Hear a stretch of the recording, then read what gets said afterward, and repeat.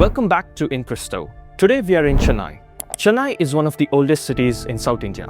It has ancient churches, a very long coastline, and a busy modern economy. Today we are here because Chennai has something very powerful to offer. It has something which only few cities in the world can claim to have. One of Jesus' 12 apostles is buried here. An apostle, someone who walked with Jesus, talked with Jesus, lived with him, and ate with him. He saw Jesus after the resurrection. His name is Saint Thomas the Apostle, and this is his trail. By the end of this video, you will be able to understand why Chennai is one of the most important destinations for Christians anywhere in the world.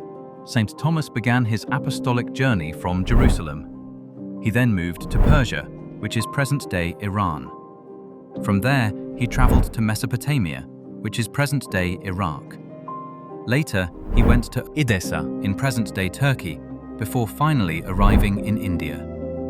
After the death of Jesus, all the apostles made their way to different parts of the world. Saint Thomas made his way to India, and as Indian Christians, we are proud to have received our faith from one of the apostles of Jesus Christ. In the year 52 AD, St. Thomas landed on the Mylapore coast, that is, the southwestern coastline of India, in the region we now call Kerala. At that time, there were Jewish trading communities already settled in that area. St. Thomas was preached to them and then to the local Indian population. He established what are historically called the 7.5 churches. These are some of the oldest Christian congregations in the world, and the Christian community in Kerala, known as the St. Thomas Christians or the Nasrani community, still exists today and traces its origin directly to St. Thomas. Among the 7.5 churches built by Saint Thomas in Kerala, the oldest surviving church is at Mylapore, where he erected a cross in AD 52. Around 65 to 68 AD, St. Thomas traveled from Kerala eastward across the peninsula to the Coromandel coast, which is the southeastern side of India, to a place called Mylapore that is now part of Chennai, and that is where his trail begins. Our first stop is called Little Mount. In Tamil, it is called Chinnamalai, which simply means small hill. This is where St. Thomas lived for a period of time while he was in this region, and he did not live here comfortably. He lived here in hiding. He spent 13 years in this cave, praying and preaching. This is the place where he spent most of his life while he was in Mylapore. Within the premises of the mount, a structure has been created to represent the place where St. Thomas is believed to have sat and preached, down at the lower mount. They have also built a representation of the burial site of Jesus for viewing, including the tomb and an image of the Shroud of Turin. The original cloth is currently displayed at the Turin Cathedral in Italy. There's a small natural cave in this hill. St. Thomas used this cave as a place of prayer and shelter to avoid persecution from local authorities and communities who opposed its preaching. If you visit today, you can walk inside this cave. It is very small, very simple, and that simplicity tells you something important about life of St. Thomas. He was not living in comfort. He was completely committed to his mission. Inside the cave, there are two things that pilgrims specifically come to see. One is a handprint in the rock, the other is a footprint, both believed to belong to St. Thomas. There's also a spring here. The local tradition says that St. Thomas struck the rock and water came out, and this spring has not dried up since. You can still see it inside the church complex today. A small church was later built over this cave. It is a quiet place, not very large, but for Christians who visit Chennai, this is the starting point of the trail, and it sets the tone for everything that follows. This place also has a chapel of the Holy Cross, which holds one of the greatest relics of Christianity, the piece of the cross belonging to original cross of Jesus Christ. From Little Mount, we travel a short distance to St. Thomas Mount. In Tamil, this is called Parangimalai. You will actually see this hill from the airport road near Chennai International Airport. It rises clearly above the surrounding area. This is the site of the martyrdom of St. Thomas.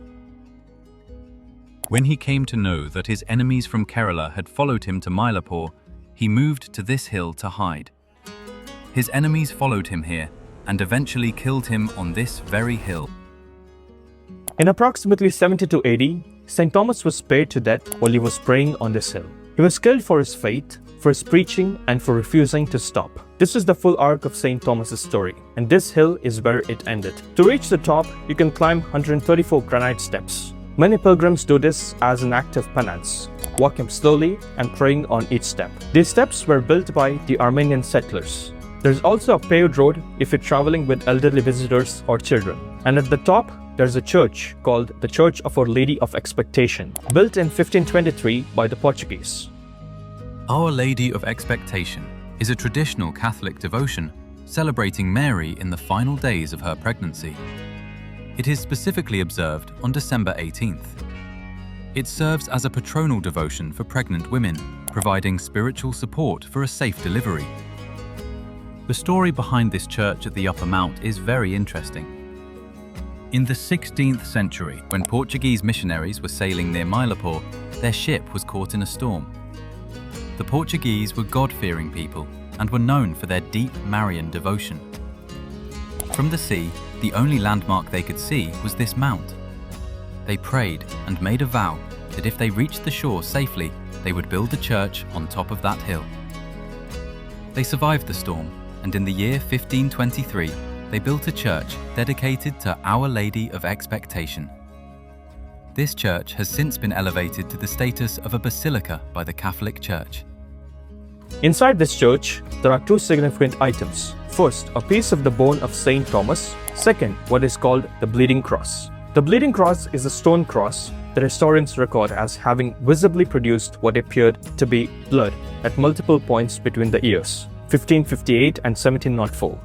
During this period, every year on December 18th, on the feast day of Our Lady of Expectations, the cross would bleed during the Holy Mass celebration. These events were documented by witnesses and church authorities at the time.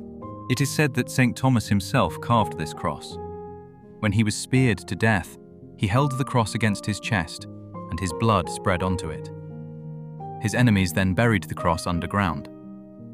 Centuries later, in the 16th century, when the Portuguese were digging the land to build the church, they found the cross lying upside down, visibly covered in blood, more than 1,400 years after the event. The cross is now placed over the altar for veneration. The blood marks are still visible. You can touch it and feel it for yourself. Beside the cross is a painting of Mother Mary, said to have been painted by Saint Luke the Evangelist and handed over to St. Thomas before his arrival in India. It is said that he used to hang this painting around his neck while preaching in Mylapore. Both the bleeding cross and the painting are of the highest significance and reverence. Many testimonies of grace have been linked to them over the centuries. Whether you come to this site as a devotee or simply as someone who wants to understand the history, the experience of standing at the top is something that stays with you. It is a place where history and faith are very close together.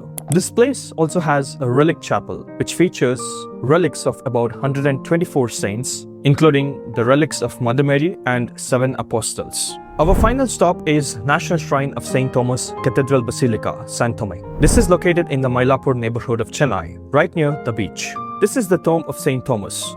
After he was killed at the Mount in 72 AD, his followers carried his body to Mylapore and buried it at this place, where a church was built later.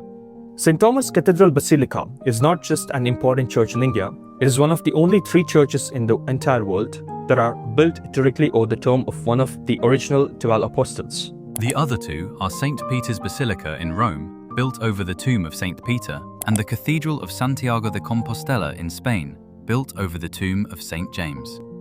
This is the category this church belongs to. The current structure was built by the British in 1896 in the neo-Gothic style. It has white spires that rise to about 155 feet. The windows are stained glass imported from Munich, Germany. The floor plan is in the shape of a Latin cross.